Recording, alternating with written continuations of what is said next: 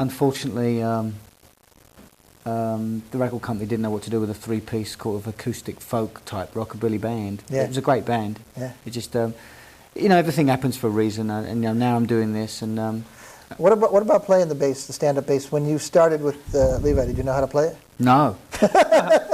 You played it with a drumstick. No, when I met Levi, well, I kind of grew up with Levi and we lived together. Then he moved out of my house. This is went to London? London. Yeah, met Lee and Johnny Thunders and the whole like New York Dolls kind of crowd. Yeah. And I was like, who are these freaks you're hanging out with, And then he said to me, I met this guy named Lee Childers. He's got like blue hair and knows Andy Warhol and he wants you to be in a band. I'm like, well, he hasn't even met me. He said, yeah, but I told him about you. So he went to the Royalty one night and I was dancing and Lee pulled me off the dance floor and said, okay, darling, it's just like this old camp queen. Yeah. What do you want to play? He'll see this, he'll love that, Lee. He was a camp queen. Yeah, well, he's a laugh though, Yeah. Okay, darling, what do you want to play? And I said, I don't know. And he said, well, drums, you're stuck behind there, no one's ever going to see you and you won't get any birds.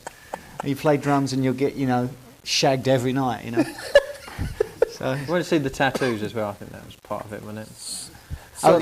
So I couldn't play, no. And then after about 6 months though, Billy Rath used to give me bass lessons. Johnny Thunders used to give me bass lessons. Right. I mean, all these great people around Lee's house all the time. You go around Lee's, there'd be like Patti Smith there, like, laying on the couch, and Debbie Harry like sleeping up in the loft bed, and it was nuts. Yeah. And then came to LA and was hanging out with Stiv from the Dead Boys, and everyone was helping each other. Like we were just learning how to play songs, but it didn't matter because if you could go and see, say, I don't know, who was terrible back then in the punk bands. You've got to be careful Well, think of a band that think of some of the bands that played The Mask, got up there. It was more. It wasn't about so much, playing. It wasn't about precision. It was just about getting up there and doing it. By the way, didn't the Rockettes play the Louisiana Hayride? Yeah. I mean, that's out on record now. Tom Ayres recorded it. It's not. It wasn't a traditional band, though. I mean, I wouldn't say it was what they were looking forward to seeing, particularly. Oh no! They thought we were going to be like. I think they thought we were going to be able to play because you had all these, all these people sitting there in like these leisure cowboy suits, and Tom Ayres gave us really bummed us up quite a bit. This band, like blah blah blah. Tom Ayres, the way he is, he just talked him into it. And then Frank Page introduced us, who introduced Elvis, gave us Elvis's contract, and we stayed in the same in the same room as Elvis stayed in, the David's Motel, Shreveport, Louisiana, and then. We really shit. We sucked. I'm sorry. Yeah. We really cable, you can do we're really kind of crappy. But I have a recording of it, and it's kind of funny now because I think we all get tired playing, and you could hear the songs be like da da da da da da da da da, and we get tired. And Levi would turn around and go, like wave his arms around, like speed up and stuff. But Tom recorded it and put it out. Lee took the photo out front of the hayride. Yeah. We had a 2-page write-up in the calendar in the Times in Shreveport. Yeah. So I mean, it was, but still, there wasn't anyone else around doing it. There was, it was what was like 79 or something. There wasn't anyone else doing it. Wasn't much going on here except for Tex Rabinowitz, I guess he was. Oh, we played with Tex all the time at the 9:30 in the Psychedelic Club in Washington and stuff. So, Tim, a similar story. The Polecats got together when you were like 14, you said? Well, actually, we first met when I was 12. I was 12 and Boz was 13. I had the guitar. We only had one guitar between us. And we kind of both learned to play, both got guitars. And I think we met the third member in 1976. So we were playing gigs by 77, 78.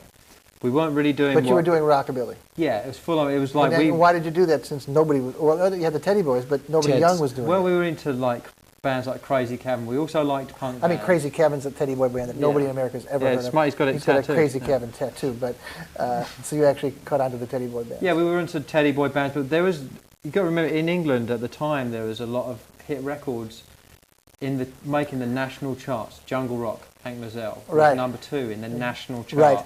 Barking Up the Wrong Tree, Don Woody was also in the charts. in the top 20. Is that right? Because I know Buddy Holly and Bill Haley had constant chart hits through the 80s. One again. Yeah.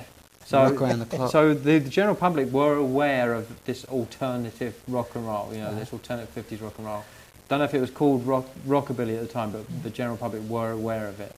And those are the kind of songs we played. We played jungle Sunglasses rock. After Dark, Sunglasses After Washing Dark. Machine Boogie. Yeah, exactly.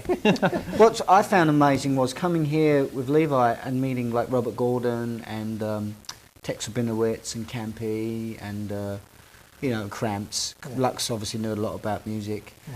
but meeting those people, I thought when I came to America, it was like the dream. For Everybody's me. going to be like that. No, I thought everyone would know what rockabilly was. Yeah. So I would go on tour and go down to these, New Orleans and Memphis and stuff on the first Rockats tours in 1980 with them live at the Ritz. Yeah.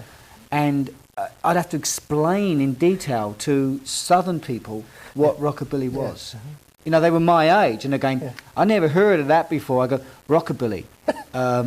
Country music mixed with blues, mixed with blah, blah, blah, Elvis. Yeah. They go, oh yeah, we know who Elvis is. I go, but you don't know what rockabilly is. And they'd have the hair and they were just like, it was all like the fashion and getting into it, but no one actually knew what the word was. It wasn't until the Stray Cats, made it really big that it became, you could ask anybody what it was and they go, yeah, rockabilly, the Stray Cats.